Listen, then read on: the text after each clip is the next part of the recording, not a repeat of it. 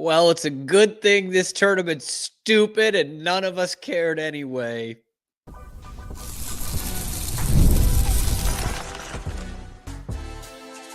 You are Locked On Baylor, your daily podcast on the Baylor Bears. Part of the Locked On Podcast Network, your team every day. Bummer. Hey there, Bears fans. Welcome to another Locked On Baylor basketball postgame as the Bears get dumped out of the Big 12 tournament in the quarterfinals, 76-74 to the Texas Tech Red Raiders. And man, that was close. Missed it by that much, man. Once down by as many as 15, the Bears come, almost all the way back, and they lose only by 2 points. They get a look at the end. Man, I hate to do this twice in the same week, guys. I did it after the Houston game. I'm going to do it again today. I'm finding it hard to find a critique in this game for something to just nail Baylor on, to rail against them. Can someone help me? Is Chuck watching? Somebody, give me something to be negative about. And it stinks that they do a lot of things well and play a really good game and lose, because when you enter the season with as much hype as they did, you should win games when you play really well. But man, I loved the effort tonight. And this is a stupid tournament, and I do still think it's pointless. But I got to say, these last two nights, Baylor gives me a different outlook on this tournament coming up. Not the Big 12 tournament. Their outlook in the NCAA tournament. Again, I still think it would be quite an accomplishment for this team to get out of the first weekend and get to the Sweet 16. But it looks more and more plausible, if not just possible, right? And wouldn't that be funny, man, if each of the last 3 years, those teams couldn't make it out of the first weekend? Big 12 regular season champs, 3 seed at the worst, and this would be the team to make it out. But they looked Herculean at points tonight. Like they just did not quit. A month or two ago, maybe even a couple weeks ago, man, that team rolls over and they just take it. And they take their lumps until the end of the game, and then they get to fly home and play video games. But this team, the one we saw this past week, was not going to sit there and take it. And maybe it's Norchad Omier just knowing that at this point he only has one more guaranteed basketball game, because he was incredible tonight. Incredible. If you're talking players in this game, it starts and ends with Norchad Omier. And the Big 12 Player of the Year was playing in this game. I mean, Norchad just team on his back, 29 and 15, career high 29 points, 29 and 15, and was keeping them in this game at times. That first half, Tech shot the lights out. Like I don't know if they got some of the green flame in them from the manholes in Lubbock, but they just couldn't miss. I don't think I've ever seen a team start 11 of 14 from three. I mean, that's just insane. And they only end up, they start 11 of 14 and they finish 4 of 20, 15 for 34 on the game. Like, part of that was Baylor, I think King McClure said it, not having urgency on the perimeter defense. But part of it was just like the law of averages. That's going to come down. There was a point in there where they had hit their 10th or 11th three of the half, and I'm like, Baylor's only down 10. Only. Like this, and I think most of you probably felt it too. It didn't feel like we were getting just blown away. It just was like, we need a little bit of a run, and then they threw together some runs. You didn't get the same kind of backcourt performance that you got last night, but still pretty evenly distributed. Roach had another 9. Jaden Nunn had 10. He hit a big shot when you needed it. VJ only 11, didn't make a 3. And Rob Wright got some tough baskets down the stretch to give you 8 on the game. But Norchad was the story. And you look at the other side, I mentioned the Big 12 Player of the Year, JT Toppin. He had himself a heck of a game too, with 26 and 10. He looked the Big 12 Player of the Year, even though I thought it should have gone to Javon Small. And this Tech team's deep. Like they have got guys up and down the lineup that make the right play, I think is the best way to put it. I thought McMillan was a huge underrated guy coming into this year. I know he got hurt in this one. He didn't play the whole second half. But I think McMillan has made a name for himself, Chance McMillan, and it's Hawkins who is the underrated player for them now. He had 11 assists, 12 points and 11 assists in this one. But you get to a point in the second half where obviously Tech's winning the whole game, and Norchad got his fourth foul. The only bad thing he did in this game was have 2 fouls within about 30 seconds. If that, maybe 2 fouls in 10 seconds with about 10 minutes left. And they start feeding Toppin against Dubravcic. And Marino held his own on a couple of those. Like, it weirdly kind of kept them in the game that he could play 3 minutes there and was like an even player, like not a minus. You know, he can't do anything, but he held his own. And Tech did not have a field goal for the last 7.5 minutes of the game. Like, you should be winning games when that happens, but that is a hell of a defensive effort down the stretch, man. And what's crazy, the craziest part of this game is that Tech does, obviously go nuclear from 3, like we had mentioned. What did they do? Oh, sorry, that's the second half box I'm looking at. 12 of 19 from 3 in the first half, and they score 52 points in the half. And then Baylor goes to zone. The best way to beat a zone defense is to shoot over it. You're supposed to do that against bad 3-point teams. And maybe it's just a balls out move by Scott Drew saying, like, this isn't going to happen all night. And we like the matchups we're getting. So let's go zone here. And they did. And Tech scores 24 points in the second half. 4 of them are at the line in the last minute. Like, they shut them down in the second half.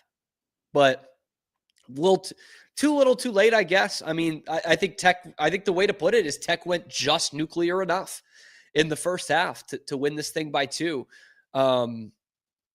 So Baylor gets out in the quarterfinals. I shouldn't say this because the weekend will change a lot of things, but Lenardi had him as a 9 seed this morning, moving up from a 10. I think that's a fair spot to keep him with this performance against the number 9 team in the country. A game they had every opportunity to win towards the end. But I really just loved the effort in this one. And, that could happen in the NCAA tournament where a team just goes nuts shooting threes in the first half and it evens out in the second. And it's just not, you just can't make up the ground. That could happen. But the way they looked tonight, that looked like a team that could win a tournament game. Maybe 2. And they're not going to see it. They're not going to see a team as good as Tech in the first round. In the second round, they'll see one because it'll be against the number 1 seed. But yeah, I was impressed. I was impressed. And I wish they had started doing this a month ago. I really wish they had done this a month ago, because if they did this and this is going to lead to better performances. And if they had done that 4 weeks ago instead of a week ago, we could seriously be talking about some great momentum going into this NCAA tournament. But yeah. Randy says, I see a couple of Baylor wins in the tournament. A couple. Wow. I mean, look, it's possible. I really do think it's possible. And this time last week, I would have said impossible, like genuinely. So that's something. That's improvement. And it's going to be, I'll sleep on this weekend, and we'll do the live selection show on Sunday after we know where Baylor's going. And I'll talk myself into it. I'll like the region. I'll like the 1 seed that they'll go against in the second round. Maybe they sneak into Duke's region in the East and they get an injured Duke team in the second round. And then we're off to the races. Then I'm picking them. Bear the Truth says, tell me there's not another player that you would rather take that last second shot than Edgecombe. Tell me there's not another player. I mean, I'm okay with VJ taking that last shot, to be totally honest with you guys. They don't have a knockdown 3-point shooter. So that seemed to kind of happened a little too quick for Baylor, where he has to take a running three. But if this team has an Adam Flagler, that's different. I'd say no, push it up to Adam Flagler and let him take the shot. And it wasn't Norchad taking the shot. It wasn't Dubravcic taking the shot. So yeah, I think that was a fine option. It's just didn't go in. Scotty B, tough one tonight. Can't blame the effort. I can't also say we didn't do enough at the free throw line. 16 for 19. Is that right? 16 for 19 from the line. Hell yeah, man. That's pretty impressive. And hey, that not for nothing, because again, free throws were a problem earlier this year. They were a problem last year. It cost them a tournament game last year. So if that's better, that's something. Baylor Man says lack of offensive options was clear. Yeah, but I think we've known that for a while on this team. It's unfortunate. It shouldn't be that way. Again, that kind of goes back to the way that Nunn has played this season and what you've been getting from Roach offensively this season. Both of them, it just hasn't been enough. So, yeah. Bear the Truth talks about half a dozen missed layups. Yeah, there was. And it was and this is not an excuse, because I really saw it for both teams, but the rims at Kansas City, man. I mean, Tech had a couple that went down and out, and I'm like, halfway down and out. The rims were not very forgiving in Kansas City, huh? Average white boy gamer. I'm at a Hawaiian resort watching this. I think they all heard me scream no when VJ missed. Look, we've thought average white boy gamer. It's been a better week for Baylor basketball, but this isn't the Baylor basketball team you should be watching when you're on vacation. Just the tournament means nothing. Okay. Next week, sure. But enjoy Hawaii, man. Don't be doing this. Don't be doing this. Mikey says, how about that choice of last shot? I know no timeouts, but still, that's the thing. You didn't have any timeouts. I would like to, I don't know what the stoppage was before. I don't think anybody fouled out, so you didn't really have a time to talk about it. I've had problems with the way Baylor's drawn up last plays before this year, definitely. I just think that, I don't know. I think that was okay. Could he have been more set? Yeah, but like you didn't have a lot of time there. I see a lot of the comments not loving the shot. I don't know. I just think, again, you don't have a great shot creator on this team. You don't have a knockdown 3-point shooter that you're saying just get it to him. VJ rushed it maybe just a little bit, but or didn't have the urgency at first maybe, but it wasn't a good looking shot. But I don't know what else was really in the cards for them, I guess. And that sounds like an excuse because they're not as good as we thought they were going to be this year. Randy says, feed Norchad. Teams haven't played him, are going to have some problems. Yeah, I mean, that's where I think Norchad can steal a game for you in the tournament. I really do. Obviously, tonight that performance definitely would, 29-15. But I'll say this. I've been on Norchad a couple of times this year for little things. But, man, we owe him a big debt of gratitude. And I think history will be very kind to Norchad Omier in terms of people are going to remember nights like these.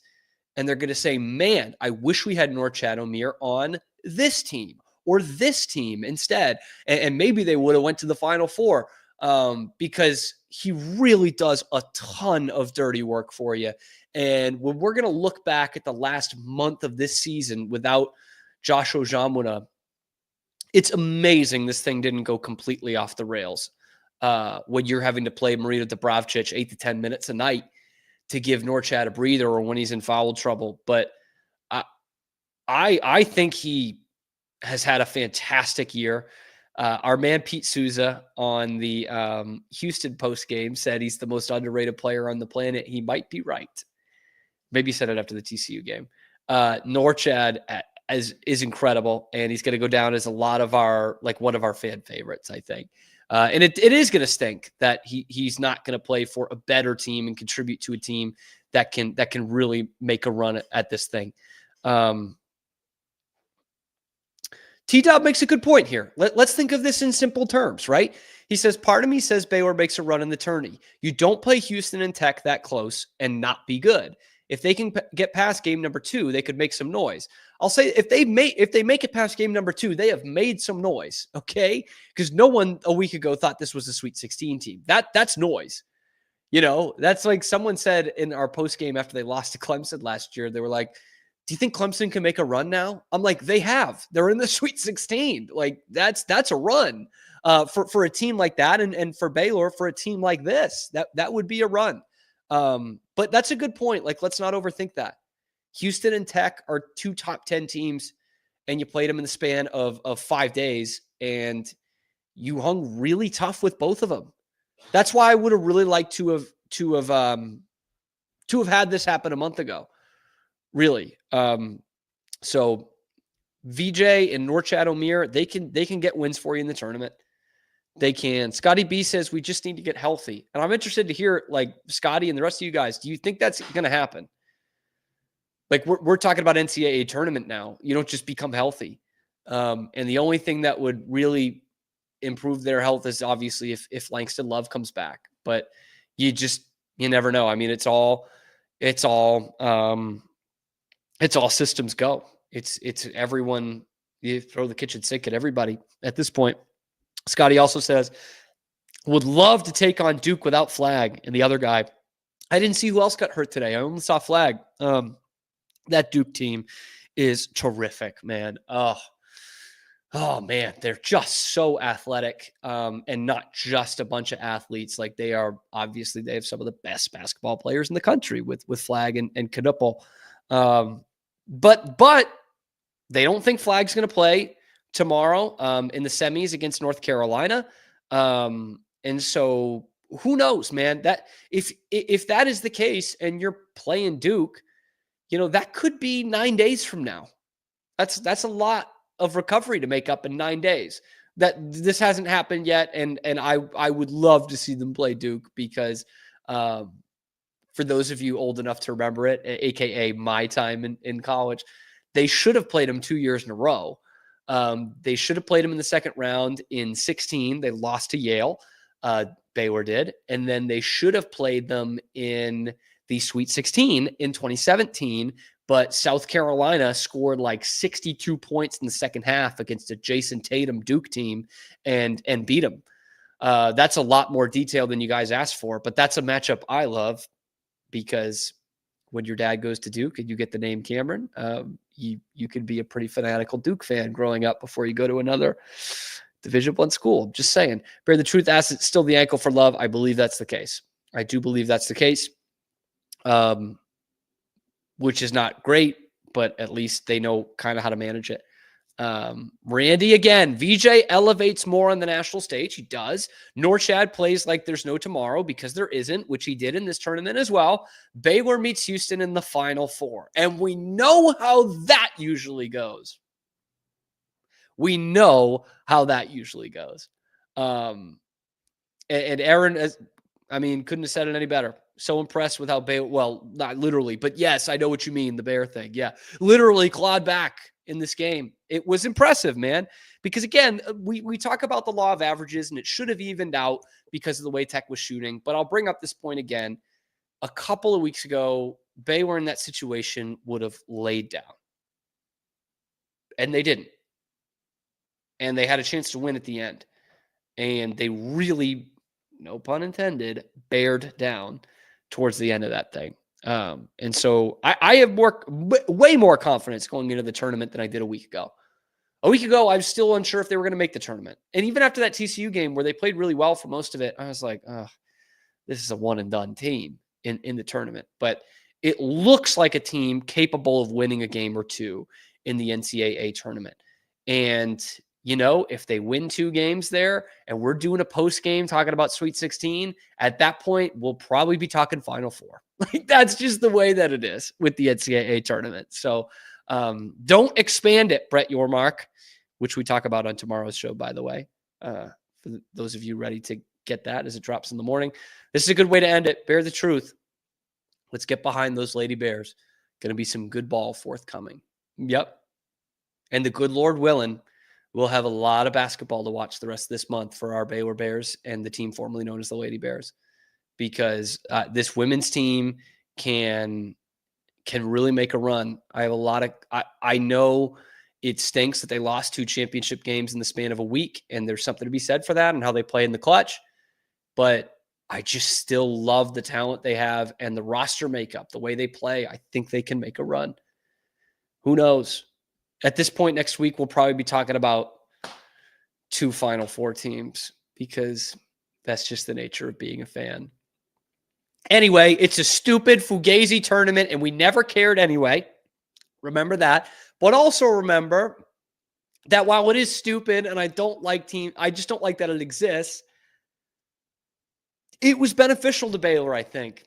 And if they make the Sweet 16, we'll certainly be saying it was beneficial to Baylor because they have really improved their stock going into this NCAA tournament and definitely have improved their reputation amongst us, the fans who have been watching them all season long.